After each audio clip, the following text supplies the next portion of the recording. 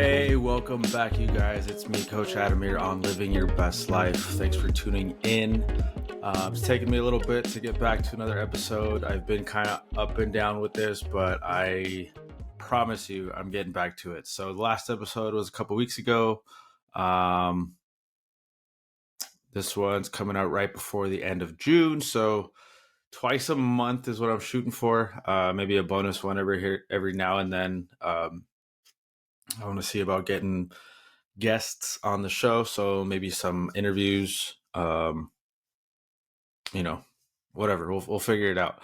If you guys have any ideas, please let me know. I'm more than happy to implement them. I guess that's how you say it, right? Let me make sure my mic's working. Sure, yes, it's working. All right. Anyways, so welcome back, Living Your Best Life, podcast designed to educate you, motivate you, inspire you, empower you to feel confident enough to walk around your daily life knowing you're making the right choices with your food, making the right choices with how you deal with things, making the right choices with how you're moving your body, and just overall well-being. Over the years as a coach, I guess you'd say evolved, which is a good thing, right? I've changed from just being a personal trainer, and now I like to refer to myself as a health and wellness coach. So you'll hear me say that going forward. If you have any questions about that, I will be posting some things on like what I would say that I am an expert at, what I cover. Um, I deal with a lot more problems than just losing weight and feeling stronger, or getting faster in your sport. There's a lot more that comes with fitness and wellness and health, mental health, and everything like that. So I want to be more of a coach that helps guide people along that path, versus just helping people get in shape. Okay. So, yeah, I'm a health and wellness coach now, not just a personal trainer. So hopefully the content that begins to come out now, the advice I begin to put out kind of more aligns with that, and you guys have a bit better understanding of why I do what I do and why I'm doing it the way I'm doing it. So yeah, away we go. So today's episode, guys, I want to talk about the importance of strength training. I know I've mentioned it in the past, strength training just in general, what it is and how to do it. So I'll kind of go over that towards the end. But if you want to go back to an episode or something, just go back to it. Otherwise, this will be a little bit more in depth on the importance of strength training, why you should do it, and what it is to begin with. So to begin with, strength training is anything that's resistance-based training. So body weight training, bands, suspension trainer, the TRX, those straps that we usually see. And then, of course, your traditional barbells and free weights and plates and things like that. But any physical movement in which you're pushing external load or weight, your resistance training, your strength training. And ideally what that does is it helps build muscle mass. Man, I wonder what that would be like. That's a whole nother subject. Anyways, helps build muscle mass, strength, and endurance. And it also helps burn body fat, so it will change your body composition. So you'll end up building strength while simultaneously losing body fat, which is what 98.9% of people really want when they come talk to me. There are 5 different types of strength training. If depending on what you're looking for, depending on what your goals are, there's muscular hypertrophy, which is muscle building. This type of training uses moderate to heavy weights to stimulate muscle growth. This is typically what you kind of see in the gym. Is your muscular. You'll see people start with maybe a low weight and kind of move up to a higher weight during that session. That's typically what people are familiar with. There's also muscular endurance. This is the muscle's ability to sustain exercise over a long period of time. So this is good for athletes. This is good for long distance runner, anyone who wants to increase their endurance in a sport that they're playing, a hobby that they have, whatever it may be. If you like to bike, if you like to hike or swim or things like that, endurance in your muscles is important in there. So that usually involves high reps with lightweight or just body weight. So mostly you'll see that in like HIIT training, um, classes, like body, like group classes, things like that, where you have like 20, 30 people and you have minimal equipment. So you want to heighten, like uh, higher reps, lower volume on weight. And that's really good for anyone who is unfamiliar with free weights or anything like that. They can use just their body weight. Third one is circuit training. That's full body conditioning, and that's basically cycling through various exercises with no rest in between. So Tabata is the most like circuit training, where you're working on one movement for 45 seconds. You take a break for 15 seconds, and that 15 seconds, you're literally transitioning over to your next exercise, your next station. That's how it's usually set up, your next circuit. You do another 45 seconds of work and a 15-second rest. And you do that maybe like 3 or 4 times. And you do, depending on how crazy the coach is or what the goal is, you do 5+ rounds. And then you never come back. The fourth one, maximum muscular strength. So the maximum muscular strength, that's where we're looking at maximum power that someone can pull or move or push. So this is usually lower reps, so about 2 to 6, 3 to 7. Just depends on who you are. That one extra usually helps if you're doing the 3 to 7. And this basically is done with heavy weights to just improve overall strength. This is what you'll see power lifters doing, bodybuilders, and these type of workouts and exercises are best for people that already are familiar with almost perfect form. All right, near perfect form. I won't say perfect form because there's going to be slight variations, right? But near perfect form. So please, if you're not familiar with weight training, if you're not familiar with how your body moves and how each exercise is supposed to be performed, please don't do it. Okay. If you're watching me on video, my hands are up in prayer. Please don't do it. If you're listening in the car, my hands are up in prayer. Please don't do it. Okay. Last one, explosive power. This combines power and speed to improve your power output. This is mostly the type of training you'll see with athletes, sports teams, things like that. It improves their ability to perform explosive movements in their sport. So think jumping, running, they push side to side, things like that. So they have to be a lot more explosive with their movements than we do in our everyday life. So muscular hypertrophy, muscular endurance, circuit training, maximum muscular strength, and explosive power. Those are your 5 types of strength training. Like I said earlier, most of the general public is going to focus on endurance training, circuit training, and hypertrophy. So the first 3 that I mentioned are the ones that you're typically going to see in your public gyms and your private gyms, things like that. Explosive power, if you know anyone that trains athletes, that's what you're typically going to see. So my youth athletes, high school athletes, that's what we typically train through is explosive power. So yeah, if you're not an experienced athlete, if you're not being coached or guided by someone, maximum muscular strength and explosive power, I would say be really careful. You know, you're your own person. You can do what you want, but just be mindful. There are risks involved with those. Okay. So if you need help, I'm here. I generally do a mix of most of them, depending on what my client needs. The exception to that is the maximum strength training. I don't normally train clients that are looking for that, and that's just I haven't really had the experience of the opportunity, but I probably haven't had the opportunity because I don't put it out there that I can do that. I don't prefer it, so I guess I just don't. But it's not wrong. There's nothing wrong with it. Just not my cup of tea. So depending on what type of training you choose, you guys, there's various types of tools you can use. There's body weight, free weights, resistance bands, those loop bands, those cloth glute bands that we see on Amazon. So with body weight, you're using your body weight and the force of gravity to create that resistance in your movements. So you can squat, you can push up, pull up, planks, lunges, things like that that are non-equipment based.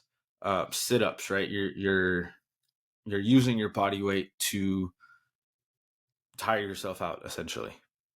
The second one are the free weights. We all know what free weights are. If you don't, you'll know when I tell you dumbbells, kettlebells, right? The all the scattered equipment you usually see all over the floor. So basically, anything that's not attached to a machine or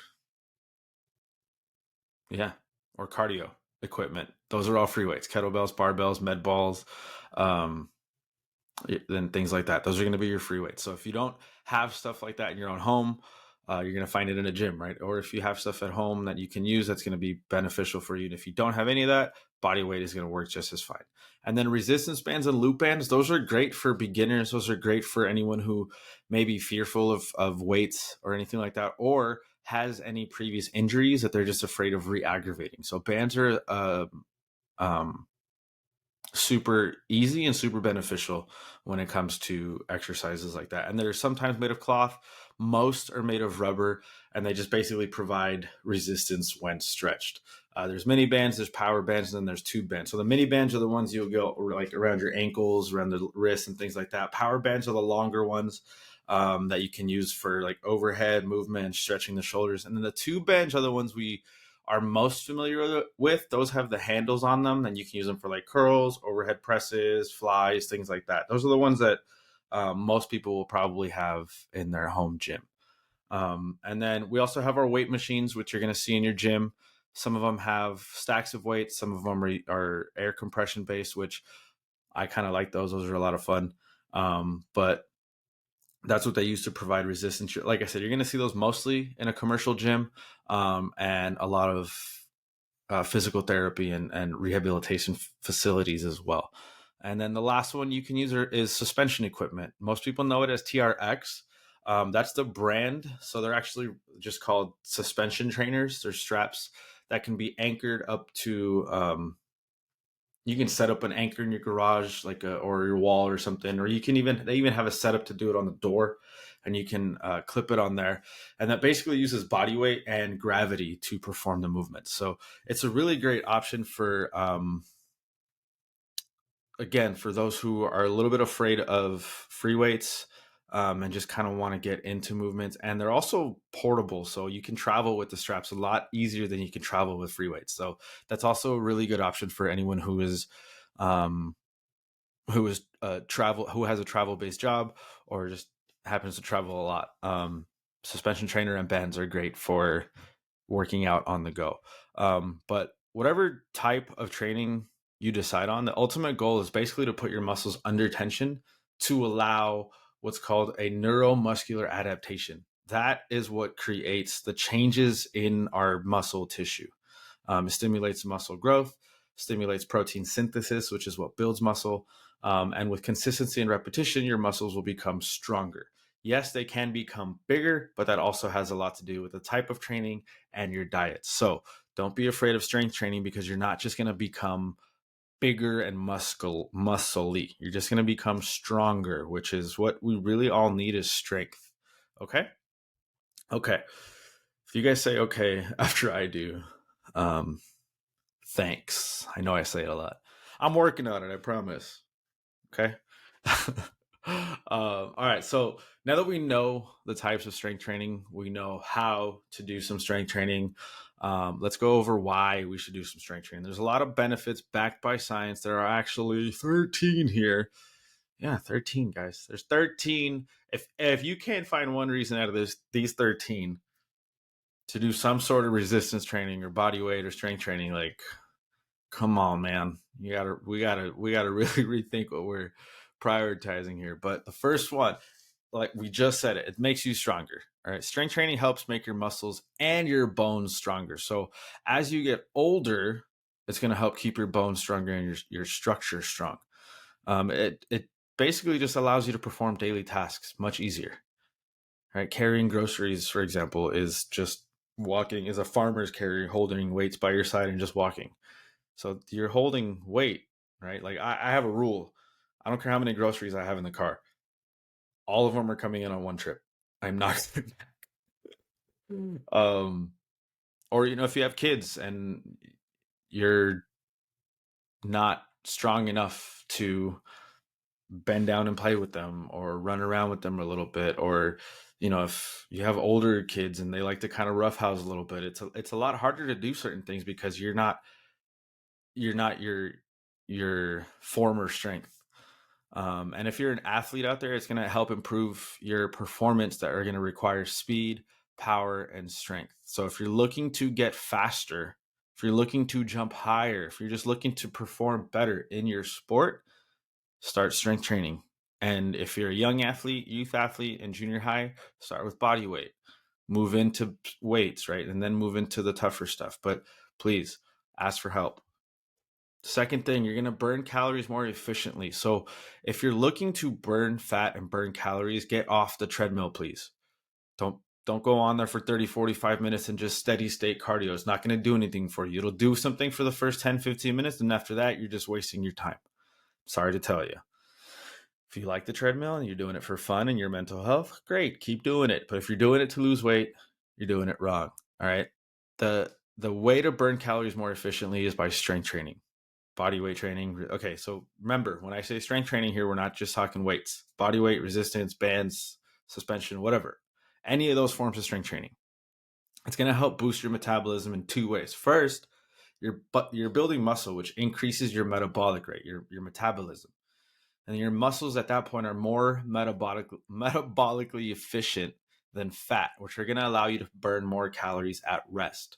So when your muscles have been put through a strength training session, regimen, whatever you want to call it, your muscles are more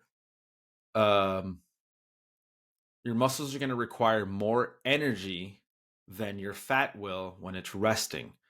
So in order for your muscles to repair themselves, they're going to burn calories, which is energy being used. Fat doesn't require as much energy because it just burns off, right? So the more we strength train, the more energy we need to repair ourselves on the back end. So it's a whole loop. It's like a circle, right? It just goes back and forth, but it all connects, and there's so many reasons why it's so important. But the second one, the second way to boost your metabolism is even after you've finished your strength training session, your metabolic rate is increased for up to 72 hours after that. That's 3 days, right? 24, 20. That's 3 days. So let's say you strength train Monday, and Tuesday you don't do anything. Your metabolic rate is still up. Your metabolism's still high. Cool, you took a rest day. Wednesday, you're still within that 72-hour period. You're probably going to do another strength training session. Man, you just stacked up some calorie burning and high metabolism, right? 72 hours after strength training, you'll still have the effects of strength training. The third one is going to decrease your abdominal fat. If you're familiar with abdominal fat, you know what I'm talking about. And most of us want to get rid of that stubborn belly fat that just won't go away, right? That's fat stored around the abdomen, abdominal fat. It's mainly called visceral fat, and that's associated with an increased risk of chronic diseases, including heart disease, non-alcoholic fatty liver disease, type 2 diabetes, and certain types of cancer. We don't want that, guys. We have so many options to get rid of abdominal fat to prevent all those bad things from happening to us. So let's just start strength training. A couple squats here, some lunges, push-ups, pull, whatever. So keep it simple, right? Don't go crazy right away. Multiple studies have shown the benefits of strength training for reducing abdominal and then total body fat overall. Subcutaneous fat, which is the fat that's like literally right under your this right here, what women always point to, the little they shake it. That's sub-Q fat. That'll help with that too. Ladies, please stop doing that. Just please stop. 4, it gives you a leaner, toned look, which if you shake your arm at me, this is what you're looking for, a leaner, toned look. As you build muscle, you burn fat and you appear leaner. So you're building muscle. You're not getting bigger muscles. Your muscles aren't growing. Your body fat is actually reducing. So it's actually just showing your muscles more. Okay, you're not getting big giant muscles just by doing 20 bodyweight squats at home once a week. I promise it won't happen. If it does, come find me. um, so the reason for that, muscle is more dense than fat, which means it will take up less space on your body pound for pound. So the more muscle strength you have, the less body fat you have. It'll just body fat won't be in as many places, and muscle doesn't take up as much space, so you won't look as puffy. There you go. It won't look as poofy. So it may mean that like you lose inches around your waist, or you see changes in your total body composition. Maybe your pants fit better. Maybe someone's telling you, hey, you look like you've lost weight or anything like that. But the number on the scale may not have changed, right? So that doesn't mean that your body composition isn't changing, right? As we said, muscle's more dense than fat. We've heard it for years and years and years. Muscle weighs more than fat. That's what that means. Muscle is more dense than fat. So even though the scale may not change, but your pants are fitting better, you're feeling better, you're sleeping better, you have more energy, things like that, then it's working. So don't pay so much attention to the muscle on the scale, to the number on the scale, and you'll start seeing and feeling better results overall. The fifth one here, you guys, as we get older, we are at more risk of falling. Believe it or not, we fall a lot as we get older. Apparently, we forget how to fall. No, that's not the reason why. The reason is our body just gets weaker as we age, which means our bones and our muscle structure can't support our body as we get older. We get heavier, our body gets weaker. It's a recipe for disaster. There was one review of over 22,000 adults, and over 60% showed a reduction of 34% in falls in those who included. Wow, I read that totally wrong. Let's start over, guys. Whew. There was one review of over 22,000 adults who were over 60 years old, and it showed a reduction of 34% in falls in those who included some sort of strength training regimen or program.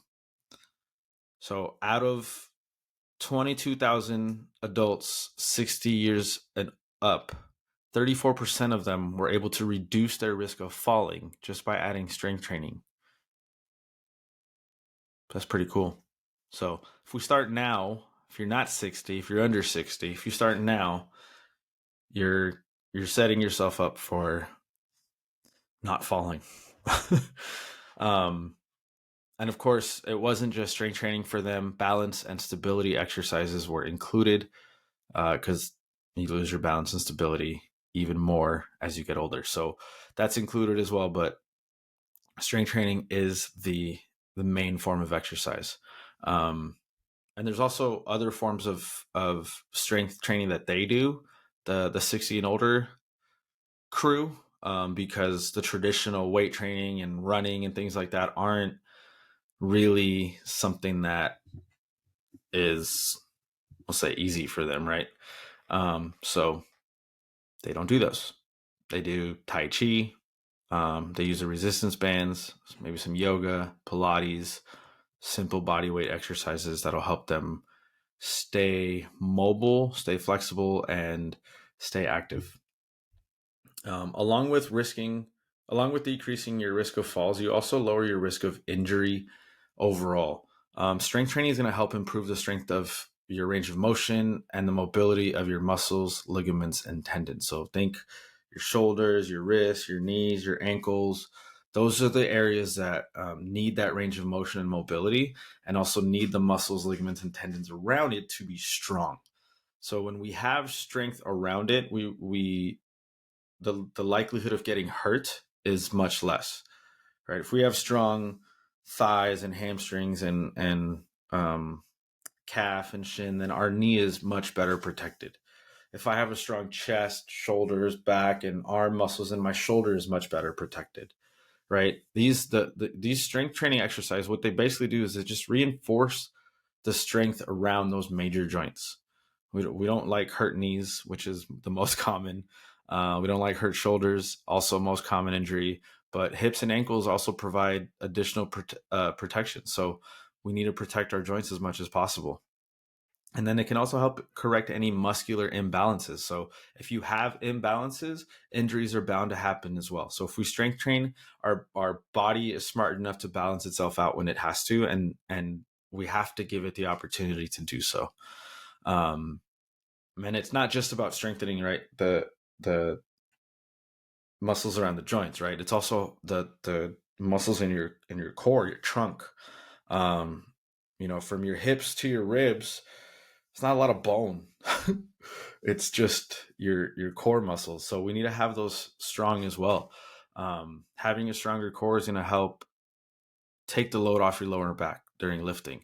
Hamstrings, glutes, right? Strengthening those is going to reduce the load on your lower back, so it's going to reduce any back injury. Um, so keep or not keep, but add strength training if you don't, and keep at it if you already are. There was a review of over 7,500 athletes, and it found that strength training reduced the risk of injury by 33%. So there's a lot of times I've told clients when we're in the gym that a lot of the work that we do in there isn't just to be stronger. It's also injury prevention. So get in the gym, get outside, get like in the area right here, and just start squatting, start push-upping, start pull-upping. I don't even. That's past tense. There's no past tense, but whatever. You guys know what I mean. All right, there's a few more here, you guys, because I know you guys probably got to go. No, you don't. You can just pause it. 7, improve heart health and manage your blood sugar levels. We've all heard of our blood sugar levels being extremely elevated in this day and age. A lot of it has to do with our diets, but if we haven't been able to change our diets, or for some reason it's much more difficult to change diets because of whatever reason, studies have shown that regular strength training exercise can decrease blood pressure, lower your total and LDL, which is your bad cholesterol. So lowers total cholesterol overall, while also improving your blood circulation by strengthening your heart and blood vessels. So your heart and blood vessels are also muscles, right? They're not you can't do bicep curls for your heart, right? You can't do blood vessel planks or anything like that, but they are muscles. So they do require some sort of contraction and oh my God, can't think of the word right now. But y'all know what I mean. I'm trying to blank. I'll think of it later. But it's got to contract and expand so that it pushes blood through your body. So if you strength train, you're going to help maintain that. You're also going to help maintain a healthy body weight, which is going to help manage your blood sugar levels. Right. So it's all a cascading effect of what strength training can do for you. We all know that high sugar levels are a major risk for type 2 diabetes, for heart disease, things like that. And if you strength train now, you're going to start to see changes in your body. You're going to lower your risk of developing diabetes. If you're predisposed to it, you're going to lower your risk of being predisposed to it. You're going to shut those genes off because you're not feeding it the data it needs to give you diabetes. All right. So, and if you already suffer from the condition, then it's going to just improve your condition. So, no harm, no foul. Okay. There's a lot. See, there's more on diabetes. Skeletal muscle helps increase insulin sensitivity. So the more you increase your muscle integrity, the more sensitive your body's going to be to insulin. So you're going to have better response when it comes to sugar levels. It's going to help reduce those sugar levels by removing the glucose from the blood and then sending it to the muscle cells because the muscles need glucose for energy and for growth. So the greater the muscle mass, the greater the blood sugar management. Okay? You don't know too many bodybuilders that have diabetes. Actually, that's not entirely true. I was just listening to something a little while ago. A lot of bodybuilders take insulin shots for certain things because of their diets and everything. But that's a whole different conversation. And those are anomalies because those guys are crazy with their diets. So let's not even go there. But anyways, sorry. Itch. Number 8, you guys, it's going to promote greater flexibility and mobility. So The stronger you are, the more mobile you are. The stronger you are, the more flexible you are, and vice versa. More often than not, yoga and Pilates um, people are stronger than most people who lift weights. Um, Crazy, right? But there's a phrase called strength through length, and the longer your muscles can extend to a point where they're still functional and still being able to carry a load, the stronger they are.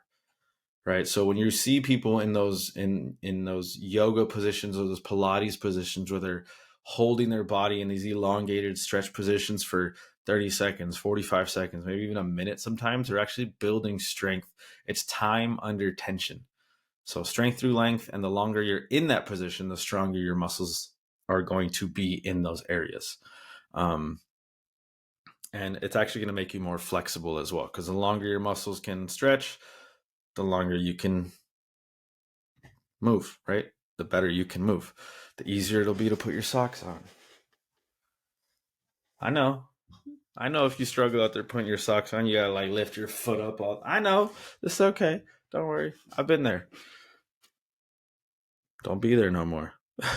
Strength training increases your joint range of motion, your ROM, which allows for greater mobility and flexibility. So those with weaker muscles actually tend to have lower range of motion and flexibility. If you don't strength train very often, or if you've never really exercised or done any sort of physical activity,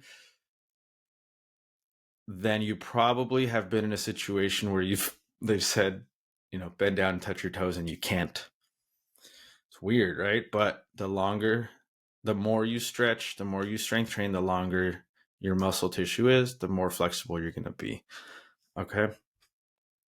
And then make sure that when you're doing these exercises, you're using full range of motion through the exercise to maximize the benefits of the full movement.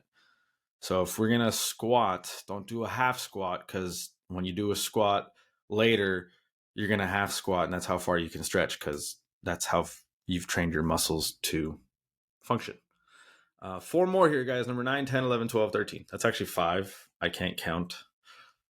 Well, 9 to 13, whatever. Anyways, boost your self-esteem. Strength training is going to add a major boost to your self-confidence. I've had several of my clients tell me that they've improved in their self-esteem. They feel better about themselves. They're more comfortable going out and talking to people. They're doing better at work as far as being more productive or feeling more confident in sales. I actually had one client that I can totally notice not even his personality, but his attitude towards himself and how he carries himself now has changed so much. And it's just such a great testament to how much strength training does that, because it changes your body composition. You feel stronger, you feel better, you're able to overcome the challenge of, I'm tired today, but I got to go work out. And once you get past those days of those tough days, you get more confident. It encourages you to work towards bigger, higher, stronger goals, and you learn to appreciate what you're able to achieve and what you're capable of overcoming. So if you feel low, if you feel like if you feel low self-worth, if you feel worthless, start a little strength training regimen. Start to feel strong in your own body again, and the brain will follow. Your heart will follow. All right, promise. It's also going to increase your self-efficacy, which is your belief that you're able to succeed. Right? If I tell you to do 20 squats and you're sitting there the whole time as you're doing them, I can't do this, I'm never going to do this, I'm never going to do this. And then I say 20, you're like, oh, I can do this. Yes, you can. There was a review of 7 different reviews. There was a review of 7 different studies in a youth group, ages 10 to 16, and they observed a significant association between strength training and high self-esteem, physical strength, and physical self-worth. If you grew up playing sports, you know that is 100,000 million percent accurate. Most of the kids that I played sports with were very confident. I didn't really meet a lot of shy teammates, And if I did, it was overcome very quickly. But there's definitely a different level of confidence and self-esteem in athletes at that age than non-athletes. So um, I highly recommend activity and exercise for anyone 10 years and up. Okay. Um, you're also going to improve your bone strength. So as we're getting older, our bones get weaker. But if you're still a younger person, like I just mentioned, that 10 to 15-year range, start training now because it's going to help your bone development. Contrary to popular belief, it's not going to stunt your growth. Okay. Weight bearing exercises put temporary stress on your bones, and those send signals to your bone building cells to rebuild bones stronger, reducing your risk of osteoporosis, fractures, and falls. Okay. But don't worry, it's never too late. So if you haven't started yet, start now, because why not? You really have nothing to lose by starting a strength training program. It's also going to boost your mood, you guys. If you have bad days, or if you feel like you're just not going to make it through these days, consistent resistance training can boost your mood and improve your mental health. There are multiple studies, and they've shown that strength training may reduce anxiety and boost mood. I always say that it's the most underrated form of therapy. Of course, there are other necessities when it comes to therapy, but this is one way to relieve tension, relieve anxiety, relieve depression, boost confidence, right? Boost your mood, boost your self-worth. All those go hand in hand. So if you can't afford a therapist, you can afford going outside and taking a walk, or doing a round of squats and push-ups and pull-ups and things like that. It's super simple. Exercise promotes the release of mood boosting endorphins, which are going to play a vital role in just having an overall positive mood and overall better well-being. You're also going to improve your brain health, your brain health. I should probably improve my brain health. I do exercise. Okay. Strength training may result in better brain health and protection against age-related cognitive decline. We want to think about Alzheimer's and dementia when we talk about cognitive decline. So obviously, it's not saying that it's going to prevent these things, but it will result in better protection against it, right? So if we can build our defenses up against something, why not? Multiple studies in older adults have shown significant improvements in cognitive function, which is their processing speed, memory, executive function, motor skills, things like that, in those who participated in strength training. So a little bit here and there is going to help improve the memory, help improve the functions that go on in your brain. And that has a lot to do with the neuroprotective effects that strength training has. Improve blood flow, reduce inflammation, increase expression of brain-derived neurotrophic factor, which is linked to memory and learning. Man, I said it without stumbling. I thought I was going to stumble when I said it when I wrote that down. I was like, brain-derived neurotrophic factor. Did it again. But that's what's linked to memory and learning. So as you strength train, your brain starts to release that neurotrophic factor to help build those what do they call them, the lines, synapses, to help lay the lines of memory and learning. So why isn't everyone strength training? Anyways, last one here, you guys are going to promote a better quality of life. I fully agree with this one, especially. I agree with all of them, but this one especially. Just increasing your quality of life. I've trained people over 60. I've trained people over 70, and I can tell you for a fact that they're much happier people, and have a better outlook on life and better moods than people I've run into that don't exercise. And believe me, I've run into those people. I have people in my family that, are older, much older, that don't really exercise, but their quality of life is just poor. Right. So if you start now, if you start building a better quality of life now, you'll thank yourself. You'll thank yourself now, not even later, but you'll thank yourself later also. Do I have to, did I wrote this? Let's read this because you guys need to know this. Numerous studies have linked strength training to increased health-related quality of life. Woo. So one review, including adults 50 years and up, showed a significant correlation between resistance training and better mental health, physical functioning, pain management, general health, and vitality. Who doesn't want that at that age, right? Like pain management, you can move a lot better. You're not all achy and things like that. And you're not ornery and moody. And it also may improve your quality of life if you suffer from arthritis. Strength training significantly improves scores in pain and physical functioning for those who suffered from arthritis. Whew, that was a lot. Sorry, guys. That was all 13 benefits of strength training backed by science. So we're done with that. Let's go home. Actually, hold on, not yet. I got one more thing for you. Just simple piece of advice when it comes to strength training. Start at the beginning, go slow, just get really good at your basic movements, squats, lunges, push-ups, good mornings, pull-ups. Do the simple stuff first, do the stuff that you know you can master first, and then move on to the next step, and then move on to the next step, right? We don't go from crawling to running right away.